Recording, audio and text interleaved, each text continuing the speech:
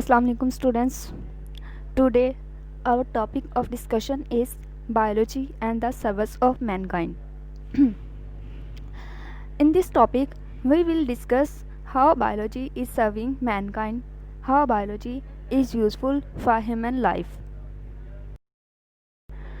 The science of biology is very helpful to man in many ways. For example, increasing food production, combating diseases, cloning, protecting and conserving environment. Let me discuss increasing food production. How biology has helped in increasing food production to meet the needs of increasing population of human. Here are these methods through which food has been increased tremendously: plant breeding, animal breeding, poultry, food preservation, biological control, genetic engineering, and hydroponic culture technique.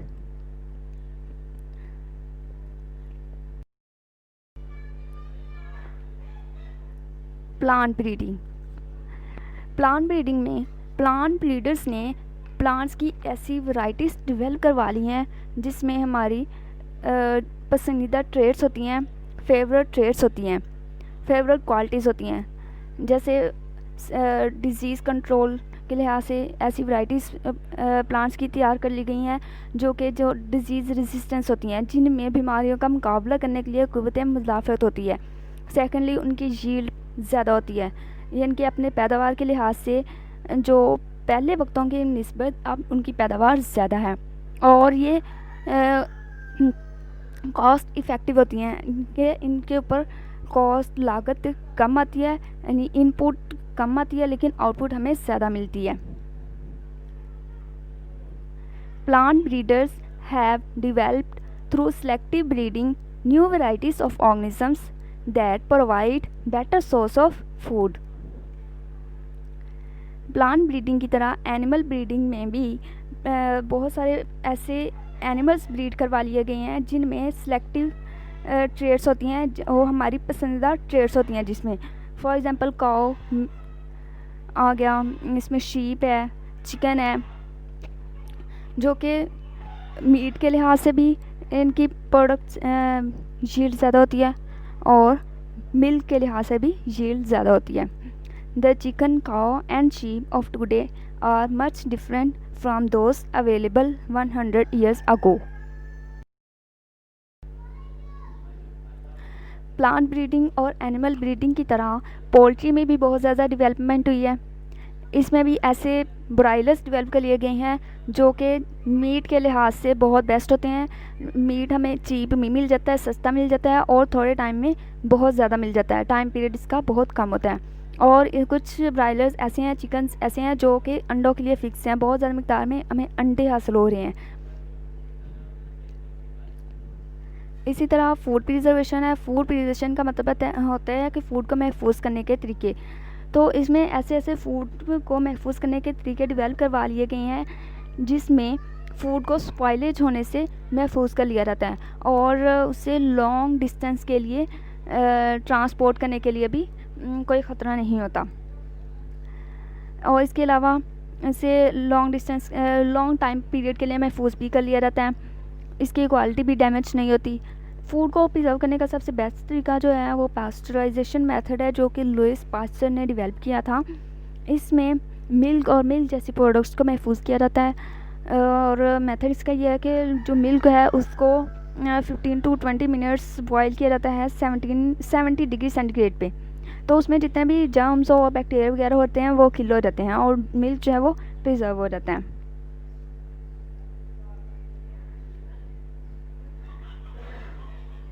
Genetic engineering and tissue culture techniques.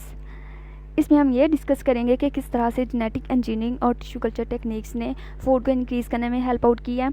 तो जैसे कि हमने पीछे पढ़ा, animal breeding पढ़ा, plant breeding पढ़ा, poultry पढ़ा, तो इस समय ये जो हम अपनी पसंद की ट्रेड्स इंट्रोड्यूस करवाते हैं ऑर्गेनिजम्स में, प्लांट्स में, एनिमल्स में, तो ये सब जेनेटिक इंजीनियरिंग के थ्रू होता है और टिश्यू कल्चर टेक्निक्स के थ्रू होता है। तो इसमें हम जो भी हमारी पसंद की ट्रेड्स होती हैं उसके जीन्स इन ऑर्गेनिजम्स के डीएनए में इंट्रोड्यूस करवाए जाते हैं, और फिर बाद में उनको, अगर तो प्लांट्स है तो टिश्यू कल्चर के थ्रू उनकी जो है प्रोडक्शन इंक्रीज़ करवाई जाती है, तो अगर वो एनिमल्स हैं तो वो क्लोनिंग उनकी करवाई जाती है।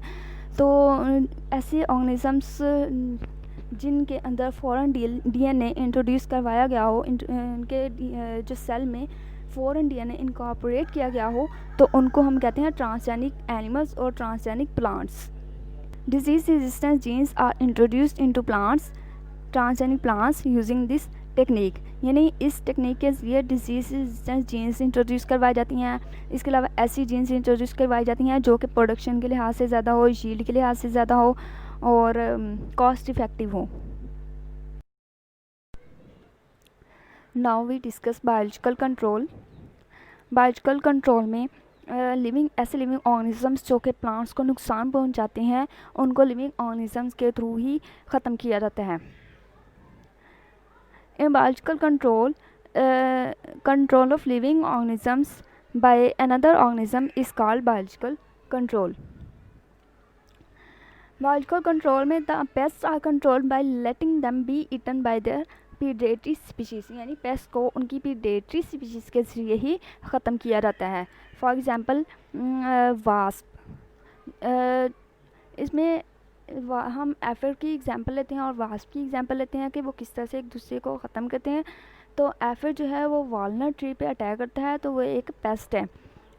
ये जो है वो अपने प्रीडेटरी स्पीशीज़ से ख़त्म होता है। कैसे कि जो एफिड है उसका प्रीडेटरी स्पीशीज़ है वास्प। वास्प जो है वो एफिड को पैरासिटाइज कर देता है और इस तरह से वो ख़त्म हो सकती हैं। इसके even some bacteria are also being used as biopestitudes.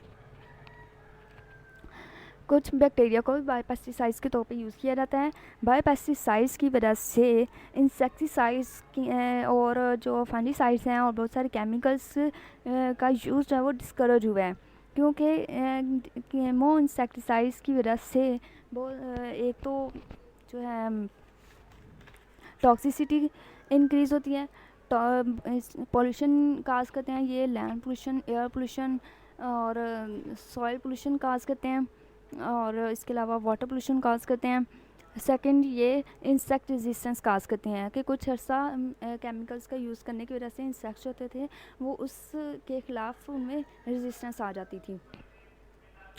लेकिन बायोलॉजिकल कंट्रोल से ऐसा कुछ नहीं होता। Much of the improvement in food production has resulted from the control of plants and animals that compete with or eat the organisms we use as food. The biological control is very important type of control as it does not involve any toxicity problems for human beings, nor it makes the insects resistant to the means of control.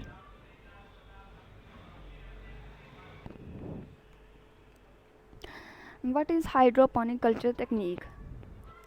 Hydroponic culture technique ऐसी तकनीक है जिसमें plants को soil की बजाय aerated water में grow करवाया जाता है, जिसमें बहुत सारे मिनरल, न्यूट्रिएंट्स और सॉल्ट्स वगैरह शामिल होते हैं। In this technique plants are grown in aerated water to which mineral, nutrients, salts have been added.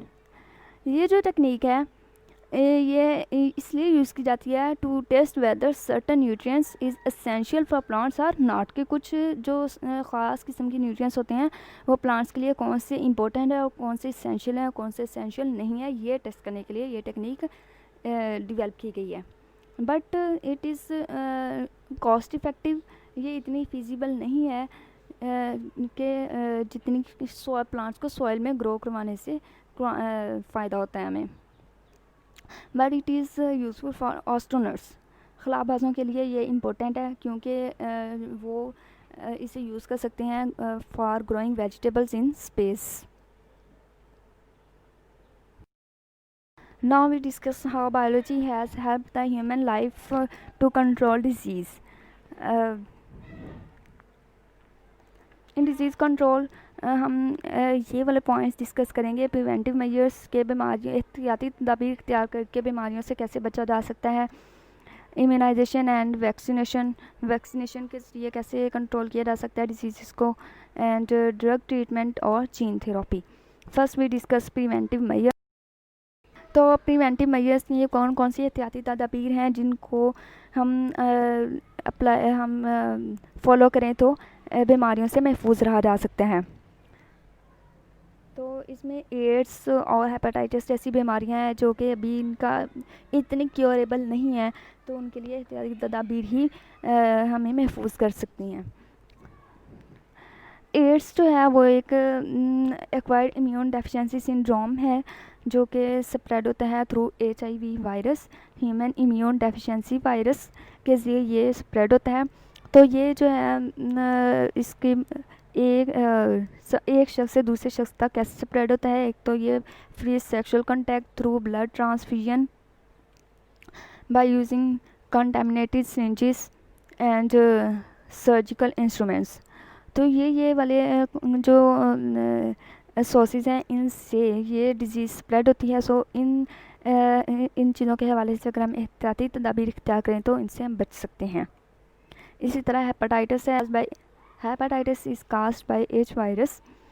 It also spread through blood transfusion, free sexual contact and using contaminated syringes और surgical instruments. तो इनसे हम एहतियाती तदाबीर इख्तियार करके इनसे महफूज रह सकते हैं। Next we discuss vaccination and immunization. Many diseases such as polio, whooping cough, measles, mumps, etc. can be easily controlled by vaccination or shots. Edward Jenner first developed the technique of vaccination in 1795 from cowpox. cowpox से Edward zener ने सबसे पहले ये technique develop की थी। अब cowpox को Latin में वैका कहते हैं। वैका से वर्ड वैक्सीनेशन डेवलप हुआ है। From this word evolve the present term vaccination and vaccine.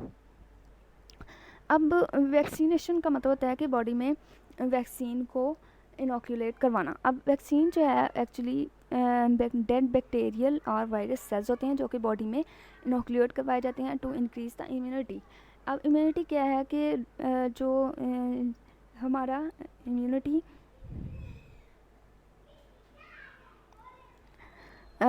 जो होता है बॉडी का ऐसा ही फास्ट इंतजाम होता है जो हमें बीमारियों से महफूज रखता है। Inoculation or vaccination is carried out to make the people immune when exposed to the virus or bacteria at the time of epidemics, यानी जब बीमारियों का अटैक हो बीमारी के वक्त, या फिर in some people some disease individuals जो होते हैं वो अपनी अर्ली लाइफ में ही वैक्सीनेट कर दिए जाते हैं to make them immune to those disease. जैसे पोलियो वगैरह में होता है तो उनको उसमें अर्ली लाइफ में ही वैक्सीनेट करवा दिया जाता है। It is claimed that smallpox has been totally eliminated from Pakistan by using this method. Next we discuss drug treatment and gene therapy.